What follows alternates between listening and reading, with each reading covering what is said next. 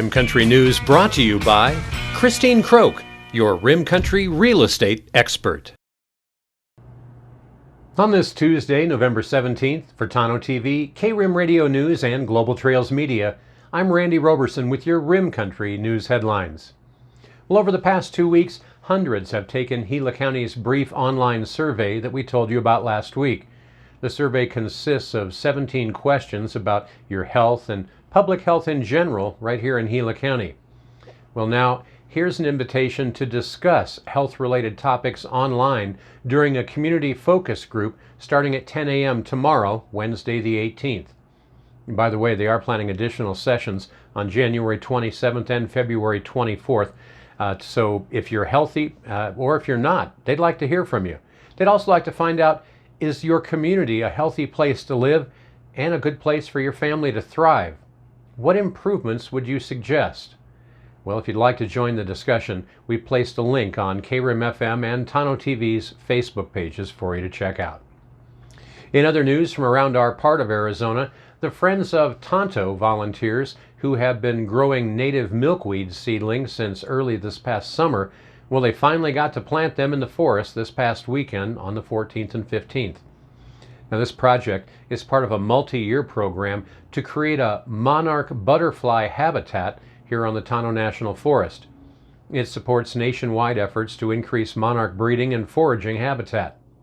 Seedlings planted in the middle of November were grown by Friends of Tonto volunteers using collected rush or desert milkweed seeds from naturally occurring populations down along Bush Highway. Those seeds were distributed to volunteers, germinated, planted in biodegradable seed pods, watered, and grown out for planting. Mesa Ranger District employees even pre-augured holes prior to the event. They're protecting these seedlings from herbivore depredation by installing hardware cloth or wire mesh tubes around each plant. They're also going to be watering these by hand for several months, and they would certainly welcome anybody's help, as they say this is a critical part of the success of this particular project. You can take a look at the sign-up sheet and find out more on their website at friendsofthetonto.org. And finally, it's week 2 of No Shave November with our local law enforcement, and all of the guys at Payson PD are looking mighty scruffy these days, oddly, except for one, somewhat suspiciously. It seems Mustache Max is struggling to keep up. Apparently he can grow a heroic stash, but not a beard. Wow, check out those smooth cheeks. Well, Payson PD is saying maybe a few more donations would give his beard some much-needed motivation. You see, all donations that they raise during this annual event will be given to a local person battling cancer right here in Payson. Online payments can be made at the website paysonpolice.com, and you can also send cash or checks in the mail or just drop it off at the Payson Police Department, 303 North Beeline Highway. Well, coming up in Rim Country weather, get ready for some windy conditions this week as some weather moves in to cool us back down to more seasonal norms for this time of year. We have the details for you coming up next. You're watching Rim Country News. Hi, I'm Christine Croak. I am a real estate agent serving Rim Country for 18 years. I just listed this house. I had a contract within 3 business days. I can list your house too. Please call me for a complimentary market analysis. Have a great day and stay safe, everybody.